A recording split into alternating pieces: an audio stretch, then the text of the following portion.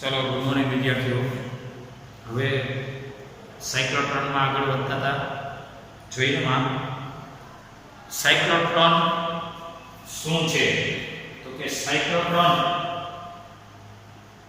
એ વીજભારને પ્રવેગિત કરતું ઉપકરણ છે। સાયક્લોટ્રોન એ વીજભારીકરણને પ્રવેગિત કરતું ઉપકરણ છે જેના ઉપયોગો આપણે ભણીશું। અને આ સાયક્લોટ્રોનની ગોઠવણમાં અંગ્રેજીના પોલા બોક્સના એકબીજાને સમાંતર રાખેલી છે। આ બંને બોક્સને કેપિટલ ડી આંદોલક સાથે જોડેલો છે। આ સિવાય ચુંબકીય ક્ષેત્ર અહીં આકૃતિમાં દર્શાવેલું છે। આ તમારી પાઠ્યપુસ્તકની આકૃતિ થઈ। ચુંબકીય ક્ષેત્ર બહાર નીકળતું છે। અહીંયા વિક્ષેપ પટ્ટી છે, અહીંયા બહાર નીકળવાનું એનું છિદ્ર છે। આવું તમે ભણી ગયા હતા। અને આ વિપરીતકણ નો ગતિમાર્ગ છે। કોઈ ક્ષણે આ ડી ધન હોય ત્યારે આ ઋણ હોવાનો અને આ ધનને કારણે આ વિપરીત કણ એ ધનથી અપાકર્ષાઈને ઋણ તરફ આકર્ષાય, પછીની ક્ષણે આ ધન થઈ જાય તો આ ઋણ થઈ જાય, તો આ ઋણ ધન થઈ જાય આનાથી ફરીથી અપાકર્ષાય અને ઋણ તરફ આકર્ષાય। આમ ક્રમશઃ એક D1 થી બીજા D2 તરફ એ સમગ્ર રીતે રેડિયસના વધારા સાથે એનો ગતિમાન એ ત્રિજ્યામાં હાઈ થતો થતો ઊર્જામાં પણ હાઈ થતો જાય છે। હવે આપણે એના આવર્તકાળના જરૂરી સૂત્ર પર નજર કરીએ તો વીજભારિત કણ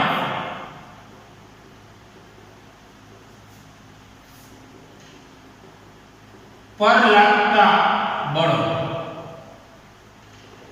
આ વીજભારિત કણ ગતિ દરમિયાન કેન્દ્રગામી અને કેન્દ્રત્યાગી આવા બંને બળો અનુભવે છે। mv2/r અને એક છે qv। mv2/r અને qvb માં એક એક કેન્સલ કરો તો r બરાબર mv/qv। આ તમે લાસ્ટમાં સૂત્ર મેળવ્યું હતું વર્તુળ માર્ગ માટે। હવે v બરાબર r ઓમેગા મૂકો। આ બધું તમારા માટે રિવિઝન આપું છું, તમારે તમારી તૈયારી પાઠ્યપુસ્તક મુજબ કરવાની છે। તો હવે m v ની જગ્યાએ r ઓમેગા બાય qb, એક એક આ કેન્સલ, ઓમેગા થશે qb બાય m। ઓમેગા એટલે 2π/t, તો અહીંયા થશે qb બાય m, તો પછી t બરાબર 2πm બાય qb। આ તમારું આવર્તકાળનું સૂત્ર છે। સાયક્લોટ્રોનના આવર્તકાળનું આ સૂત્ર છે। આ થયો આવર્તકાળ। અહીં કેપિટલ T એ આવર્તકાળ બતાવે છે। આવર્તકાળનું સૂત્ર, આવર્તકાળનો વ્યસ્ત અને આવૃત્તિ, તો હવે f બરાબર 1/t એટલે કે આનો વ્યસ્ત એટલે 1/t એટલે 2πm બાય qb, qb થયો અંશમાં। આ થઈ આવૃત્તિનું સૂત્ર। અહીં f એ સાયક્લોટ્રોન આવૃત્તિ છે। હવે ખાસ એ જાણો કે જ્યારે સાયક્લોટ્રોન આવૃત્તિ f સાયક્લોટ્રોન ઈ બાહ્ય આવર્તક વોલ્ટેજની આવૃત્તિ જેટલું થાય ને આ વખતે અનુનાદ થાય, અને અનુનાદ થાય એટલે એની મેક્સિમમ અસર થાય, ફ્રીક્વન્સી બીજી બાબત કે જ્યારે આ વીજભારિત કણ મોટામાં મોટી ગતિ પથ ના અંત્ય બિંદુએ આવે એટલે કે એની ધાર ઉપર આવે આ વખતે ઊર્જા વધુમાં વધુ હશે અને વધુમાં વધુ પ્રવેગિત થયેલો હશે. આના આધાર ઉપર એનો આપણે વેગ મેળવવાની ટ્રાય કરીએ તો વેગનું સૂત્ર સમીકરણ 1 પરથી v બરાબર જોયો qbr બાય m થશે. આ સાયક્લોટ્રોનનો વેગ છે અને વેગની દિશા વારંવાર સ્પર્શકની દિશામાં હોવાથી વર્તુળ માર્ગમાં દિશા બદલતો જાય છે. qbr બાય m થયો. આને આપણે નંબર 2 આપીએ 1 2 3 આ 4 સૂત્રો કામના છે. હવે વેગ પરથી એની ઊર્જા ચેક કરીએ. હવે સમીકરણ 4 માં બંને બાજુ આપણે ગતિ ઊર્જા સેટ કરવી હોય તો ગતિ ઊર્જા માટે 1/3 mv² મૂકવો પડે.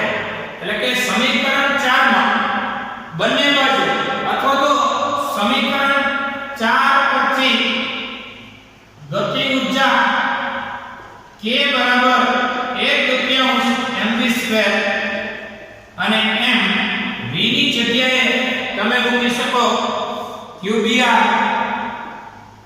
By m. Finally 1/3 m q² v² r² by n². એક m cancel q² v² r² by 2m. આ થઈ kinetic energy q² v² r² by 2m. આ એની ગતિ ઊર્જાનું સૂત્ર છે જ્યાં k એ સાયક્લોટ્રોનની ગતિ ઊર્જા દર્શાવે છે. આ છે સાયક્લોટ્રોનની ત્રિજ્યા. આ સાયક્લોટ્રોનનો આવર્તકાળ, સાયક્લોટ્રોનનો આવૃત્તિ, આ સાયક્લોટ્રોનની ઝડપ અથવા તો વેગનું મૂલ્ય એટલે ઝડપ અને આ છે સાયક્લોટ્રોનની ગતિ ઊર્જા. આ સૂત્રો નોંધવાના છે. વર્તુળ માર્ગ માટે કેન્દ્રગામી અને કેન્દ્રત્યાગી તમે ભણી ગયા છો. હવે ખાસ કરીને આ સાયક્લોટ્રોન ક્યાં ઉપયોગી છે એ જોઈએ.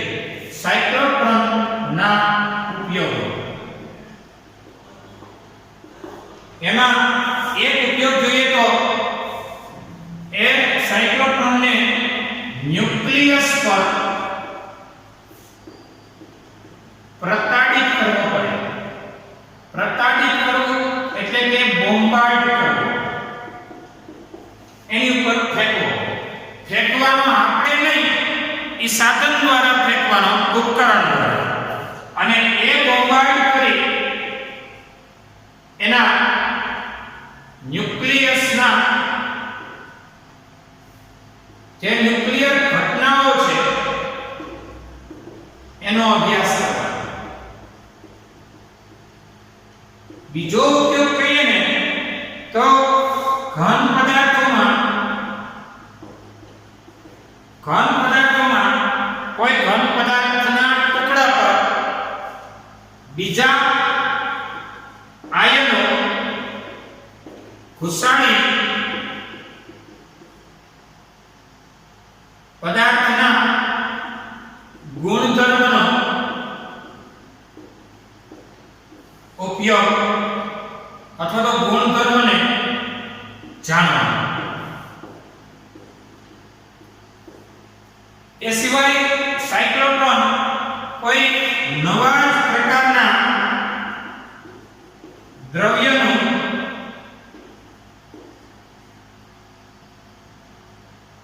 નિર્માણ કરવાનું. આ સિવાય કહીએ તો સાયક્લોટ્રોન એ તમારી પાસે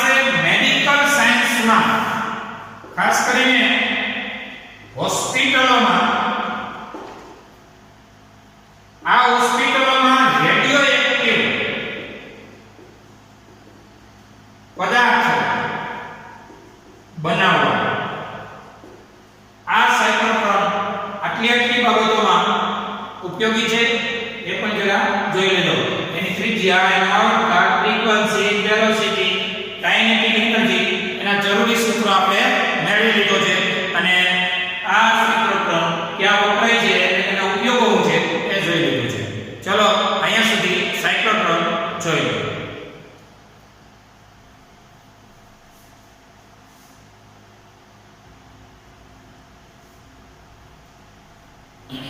चलो उदाहरण नंबर 4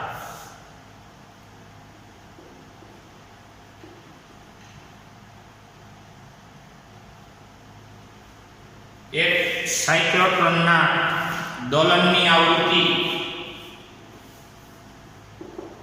10 મેગાહર્ટ્ઝ એટલે કે અહીંયા ભ્રમણ આવૃત્તિ કહેવાય 10 મેગાહર્ટ્ઝ માં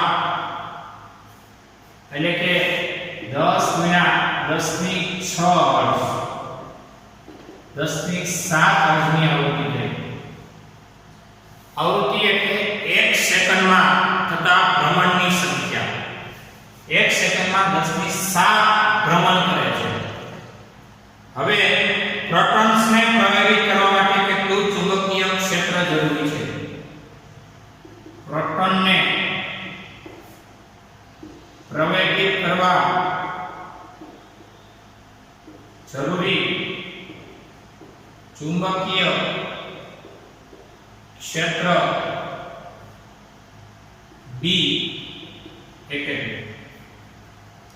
ડિસ્કની ત્રિજ્યા એટલે છે 60 સેન્ટીમીટર સાયક્લોટ્રોનની ડિસ્કની ત્રિજ્યા પ્રવેગક વડે ઉત્પન્ન થયેલા પ્રોટોનની ગતિ ઊર્જા પ્રોટોનની કિરણાવલી એટલે બીમની ગતિ ઊર્જા પણ શોધો ગતિ ઊર્જા પણ શોધો અને ચુંબકીય ક્ષેત્ર શોધો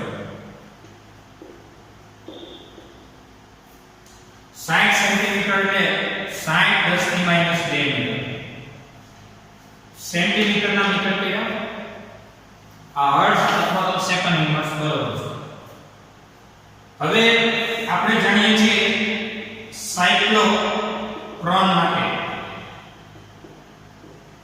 m²/r એ વર્તુળ માર્ગ માટેના ત્યાગી બળ કેન્દ્રગામી બળ qvb આ બંને બળો એમાંથી આપણે એક એક વી કેન્સલ કરીશું અને હવે v બરાબર r ઓમેગા મૂકતા તેથી m r omega by r આપણે ફ્રીક્વન્સી સુધી પહોંચાડવું હોય એટલા હાથ ઓમેગા માં ફ્રીક્વન્સી હોય 2π અને બાજુમાં છે qv તો પછી m ઓમેગા એટલે 2π કારણ લખી દઉં કે ઓમેગા એટલે 2π m તો હવે b ને સૂત્રનો કર્તા બનાવો તો 2π fm આ લેવલ અને બાય q અહીંયા વીજભારિત કણ તરીકે પ્રોટોન છે તો પ્રોટોનનો વીજભાર આખું ગામ જાણે છે પ્લસ 1.6 10 ની -19 કુલમ તેથી b 2 ગુણ્યા 3.14 ગુણ્યા ફ્રીક્વન્સી 10 ની 7 ગુણ્યા વીજભારિત કણ એટલે પ્રોટોન પ્રોટોનનું દળ 1.67 10 ની -27 કા આપણે જાણીએ છીએ માસ પ્રોટોનનું દળ ના છેદમાં વીજભાર 1.6 10 ની -19 કુલમ આ ગણતરી ને અંતે તમને ચુંબકીય ક્ષેત્ર મળી શકે 2 ગુણ્યા 3.14 ગુણ્યા 1.67 ના છેદમાં 1.6 6.55 4 10 ની 7 27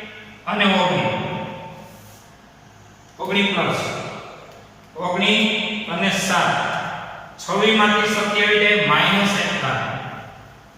ફાઇનલી b બરાબર તમને મળવા પાત્ર છે આના છેદમાં 10 કરો એટલે 0.6, આનો રાઉન્ડ ઓફ કરો તો પણ 6, 0.66 ટેસ્લા.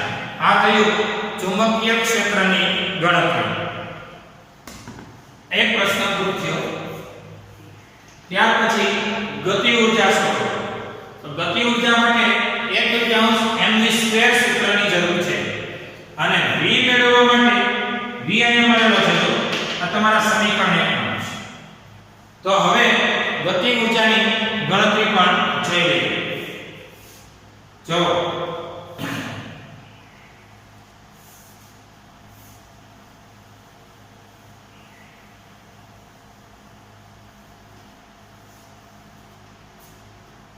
ચાલો હવે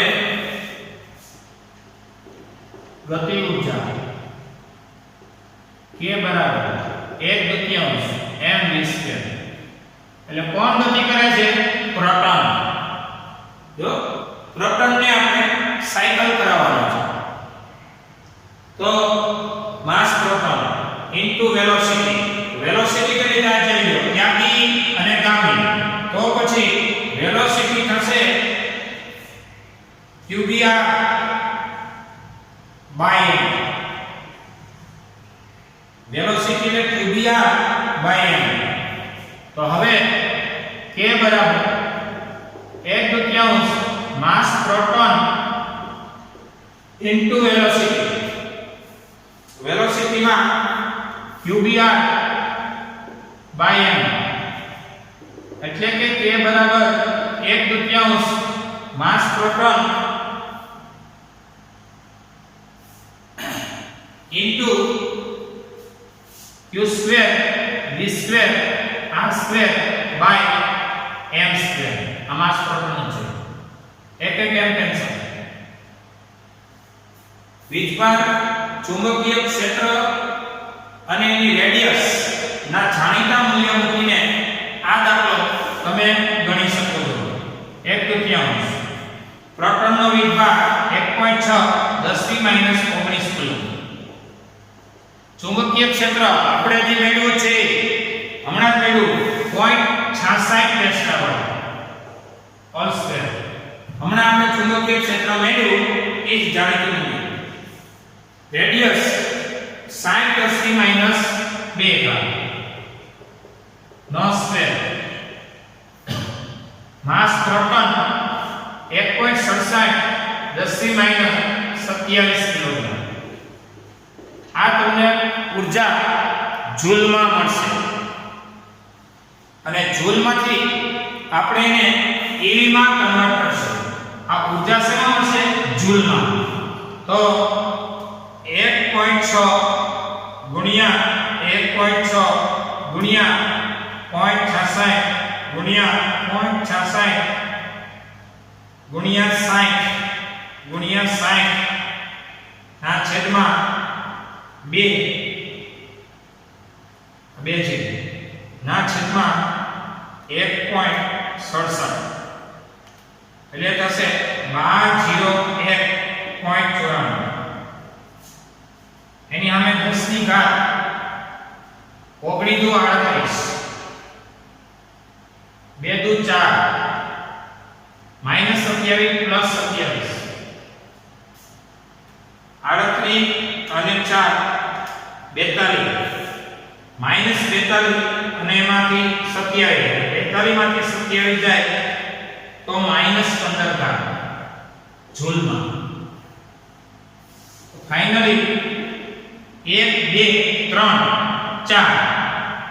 4 સ્ટેપ આમાં આવો તો +4 ઘાત.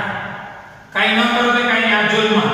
હવે ને EV માં ફેરવો તો 1201.94 10⁻15 આટલા બધા જૂલ લેવું કરવા છે. એને નાના એકમમાં કન્વર્ટ કરી દઈએ કારણ કે આટલું ગણતરીને અંતે આ જૂલનો જવાબ એ ખોટો પડે કારણ કે ઊર્જા નાના મૂલ્યની હોય છે અને એને ભાગ્યા 1.6 10⁻19 કરો એટલે આખું તંત્ર EV માં થઈ જશે. તો તો ફાઇનલી કે બરાબર 1201.94 ના છેદમાં 1.6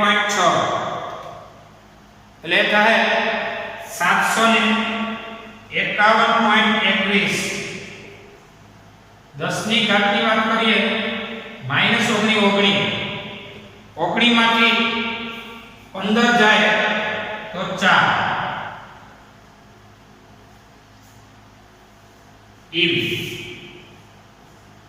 ફાઇનલી કે બરાબર 1 2 બે સ્ટેપમાં આવ્યું તો મેગા થઈ ગયા 10 ની 6 અને 7.5 આ તમારો પાઠ્યપુસ્તકનો જવાબ થઈ ગયો 1 2 7.5 બે ઘાતનો વધારો એટલે 10 ની જગ્યાએ 6 10 ની 6 એટલે મેગા ઈવી આ તમારો જવાબ છે 7.5 મેગા ઈવી જોઈ લો સાયક્લોટ્રોનનો દાખલો ઈઝી છે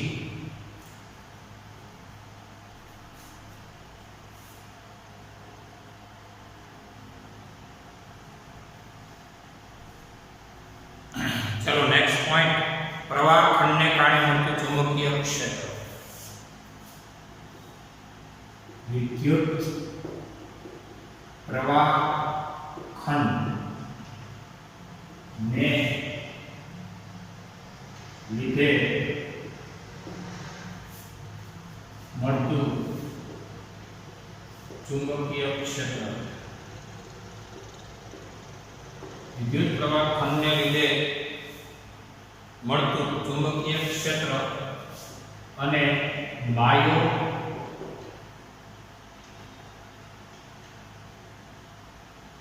સાવરણનો નિયમ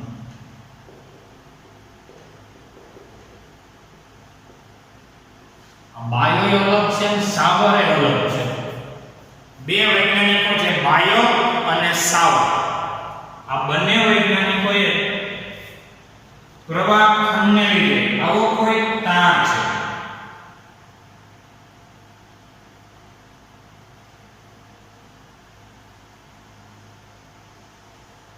સામાન્ય રીતે ડોટ ડોટ ડોટ છે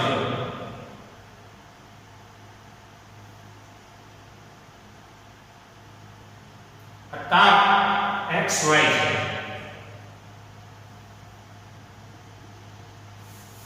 છે XY એ તાર છે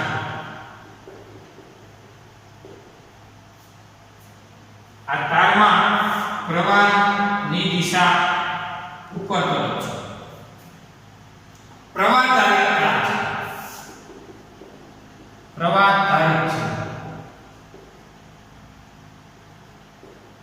આઈડિયલ એક પ્રવાહ ખંડ છે પ્રવાહ ની દિશાનો તારનો ખંડ એ આઈડિયલ છે આટલો આપણે પ્રવાહ ખંડ વિચાર્યો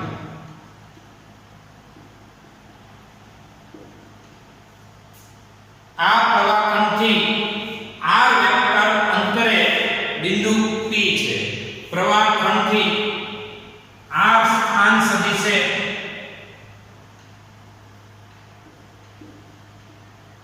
બિંદુ P છે તો આઈડિયલ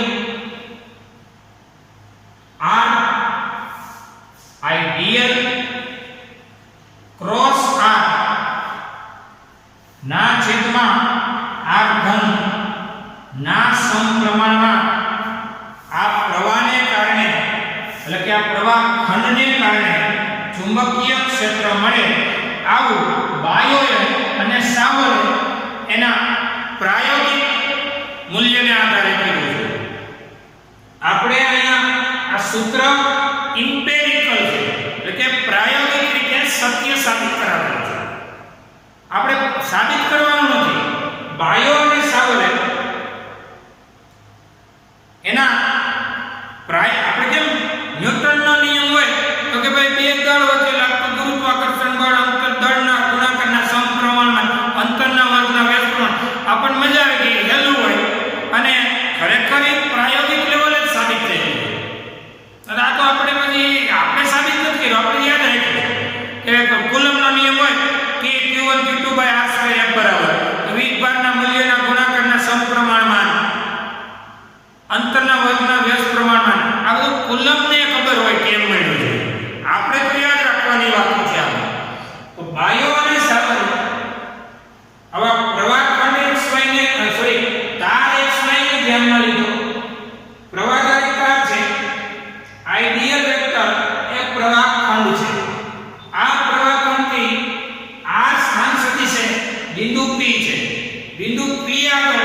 ચુંબકીય ક્ષેત્ર મેળવવું છે. બિંદુ P આગળ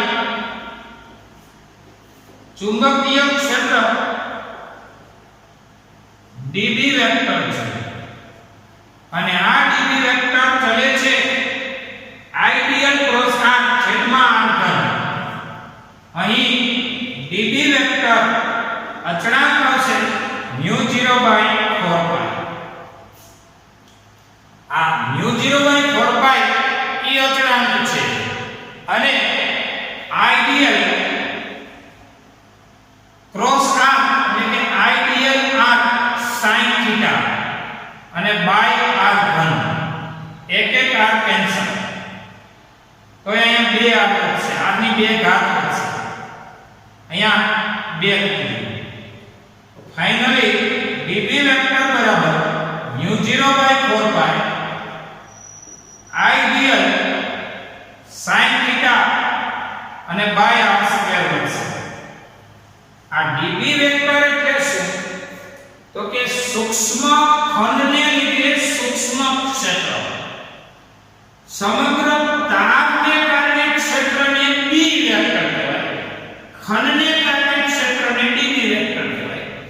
આઈડિયલ અને r વચ્ચેનો આ છે ખૂણો, આઈડિયલ ની દિશા છે, r ની દિશા છે, અહીંયા ખૂણો થીટા છે.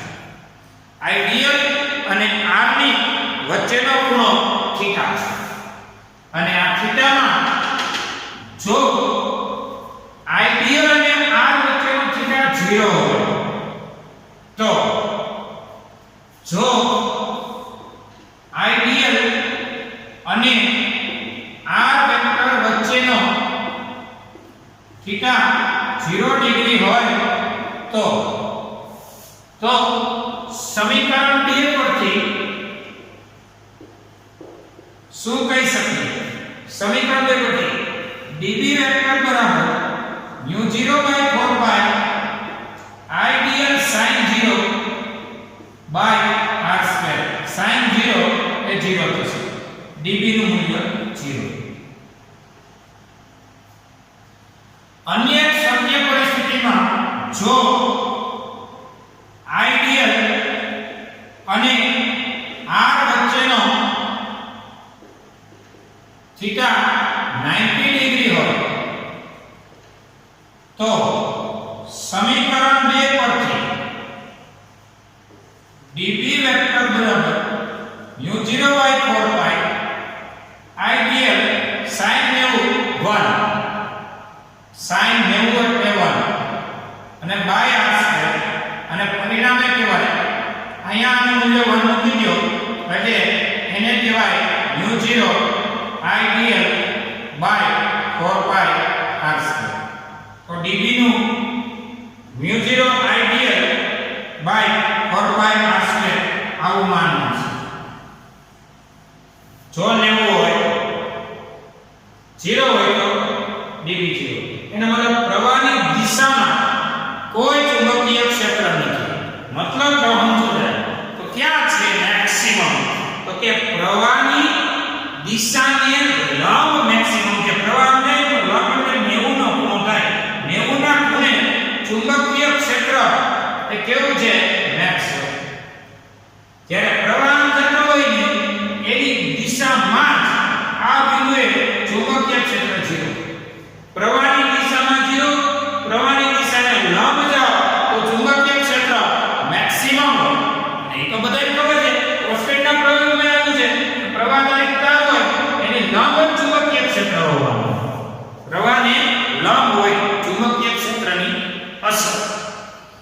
એટલે એકવાર ફરીથી આવો કોઈ પ્રવાહ ધારિત તાર છે, XY તાર છે જે પ્રવાહ ધારિત છે, ખૂબ મોટો તાર છે, એમાંથી એક નાનો ખંડને ધ્યાનમાં લો અને પ્રવાહ ખંડ P બિંદુએ આ પ્રવાહ ખંડથી r વેક્ટર શું છે?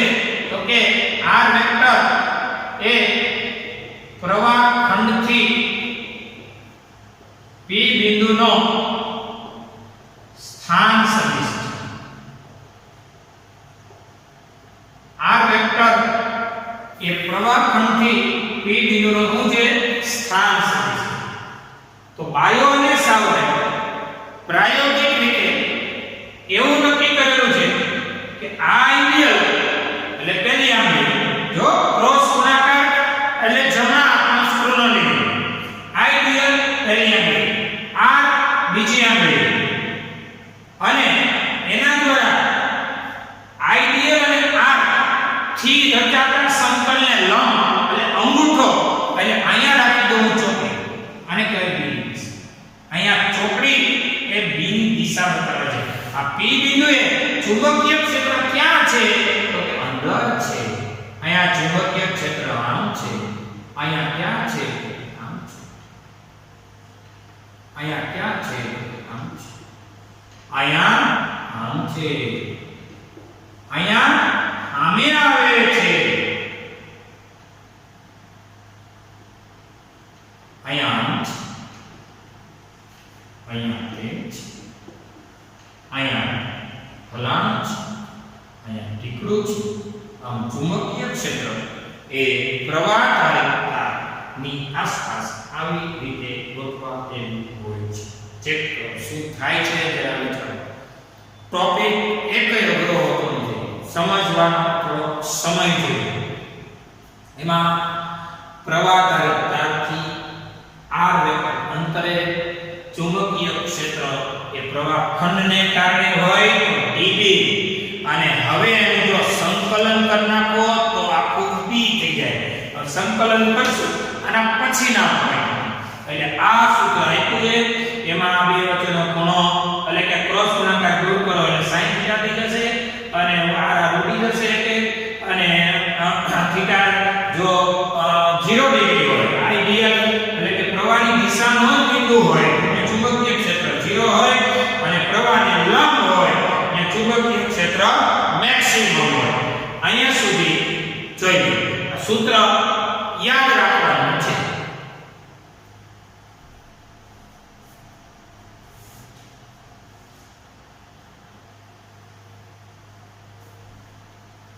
આપણે બે વીજભારો વચ્ચેનું વિદ્યુત બળ એમાં અચળાંક આવતો તો એપ્સિલોન g એનું નામ હતું શૂન્યાવકાશની પરમિટિવિટી બે વીજભારો વચ્ચે હવા કે શૂન્યાવકાશ હોય એપ્સિલોન ને કહેવાય માધ્યમની પરમિટિવિટી હવે આવે છે અહીંયા આની હારે કનેક્શન આપતો એક મ્યુ0 જેનું નામ કહેવાય શૂન્યાવકાશની પરમિટિવિટી એની આગળ અહીંયા આવશે એપ્સિલોન ની જગ્યાએ મ્યુ એને કહેવાય માધ્યમની આ પરમિટિવિટી હતી ને એની જગ્યાએ હવે અહીંયા થાય પરમિએબિલિટી ઈ કે આડું કઈ સમજાતું નથી તો પરમિટિવિટી છે ને ઈ વિદ્યુત ગુણ છે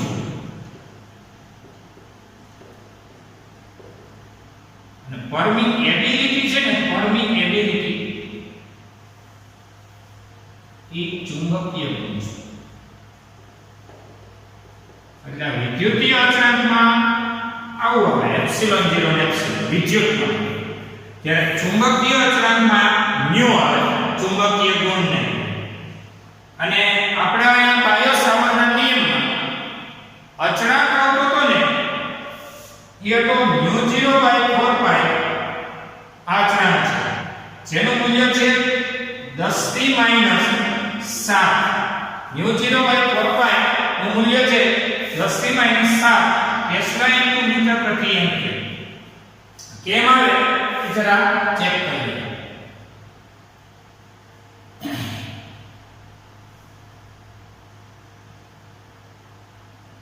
જો આપણે એવું ભણ્યા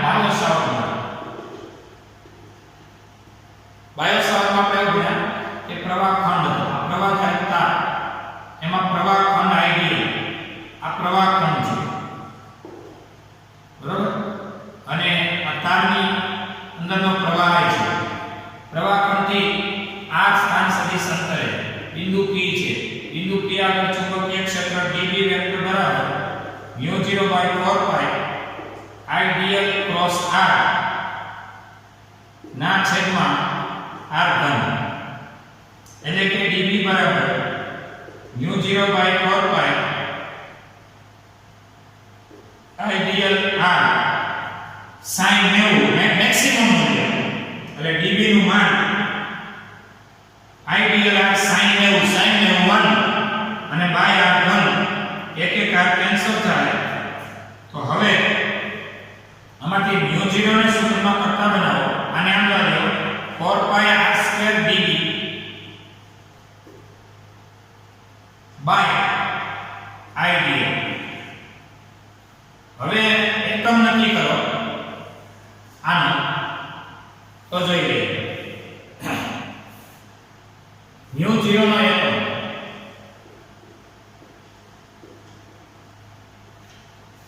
કોઓર્ડિનેટ પાઈ ને નો હોય કાઈ નહીં, અંતરનો વર્ગ એટલે મીટર સ્ક્વેર. સ્થાન સદિશ એટલે અંતર, પ્રવાહધારિત તારથી કેટલા અંતરે છે આ અંતર બતાવે છે મીટર સ્ક્વેર. આનો સૂક્ષ્મ ખંડ હોય કે ટેસ્લા, સૂક્ષ્મ ખંડને કારણે dB કહેવાય અને સમગ્ર તારને કારણે d કહેવાય, કોઈ ટેસ્લા. પ્રવાહનો એમ્પિયર, લંબાઈના ખંડને પણ મીટર કહેવાય. એક મીટર જાય વધે જેવું જોઈએ ટેસ્લા મીટર અને છેદમાં. હવે એનું તમે પારિમાણિક સૂત્ર પણ સેટ કરી દો ટેસ્લા મીટરના અને એમ્પિયર પર. એનું પારિમાણિક સૂત્ર પણ સેટ કરી દો. અહીંયા સુધી જરા જોઈ લો.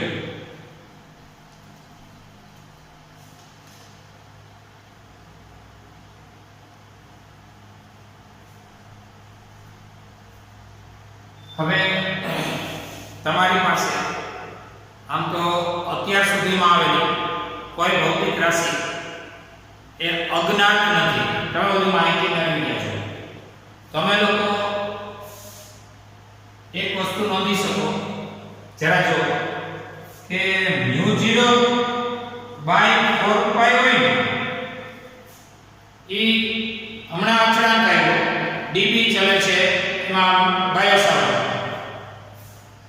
પણ μ0 અને ε0 ઈ બેનો જો ગુણાકાર કરવામાં આવે ને, આ એક માહિતી નેટ કરીએ પછી આપણે આગળ કરીને ચર્ચા કરશું. આ બેનો ગુણાકાર શું બતાવે છે જોજો. આને અંશ અને છેદને ε0 અને μ0 ના ગુણાકારના અંશ અને છેદને 4 પાઈ વડે ગુણો, અને કે 4 પાઈ ε0 μ0/4.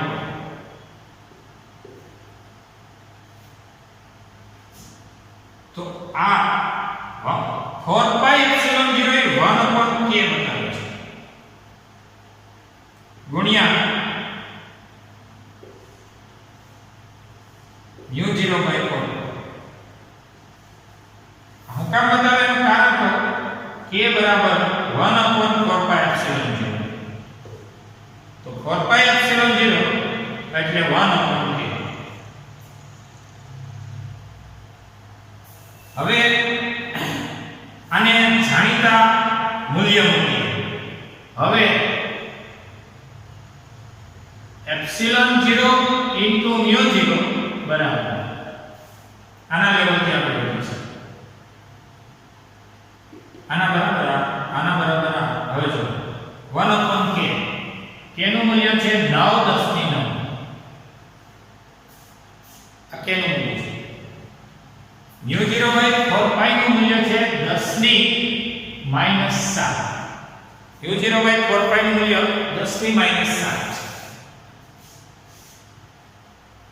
આ બંનેનો તમે ગુણાકાર કરશો 1/9 અને 10⁻⁷ નીચે આવે +7, 9 ને 7 16, એટલે કે 1/9 3 10 ની 8 9 વર્ગ 8 દુ 16 થાય અને 3 નો વર્ગ 9 એટલે કે 1 ના છેદમાં 3 10 ની 8 ને કહેવાય c પ્રકાશની ઝડપ c શૂન્યાવકાશમાં આમાં આ શૂન્યાવકાશની જ પરમિટિવિટી છે આ શૂન્યાવકાશની જ પરમિએબિલિટી છે પ્રકાશની ઝડપ c અને એનો સ્ક્વેર કોના બરાબર આના તો ફાઇનલી c સ્ક્વેર બરાબર 1/μ0 એપ્સિલોન 0 એટલે કે c બરાબર 1/√μ0 એપ્સિલોન 0 આપણને સૂત્ર છે તમે ડેરિવેટિવ્સ નો લીધો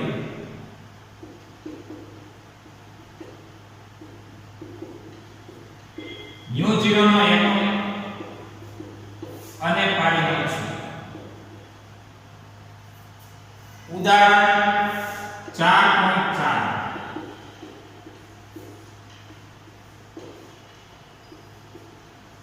બાયો-સાવર્ટ ના નિયમ કથન અને પ્રવાહ ધારે તારની આકૃતિ દ્વારા સૂત્ર લખો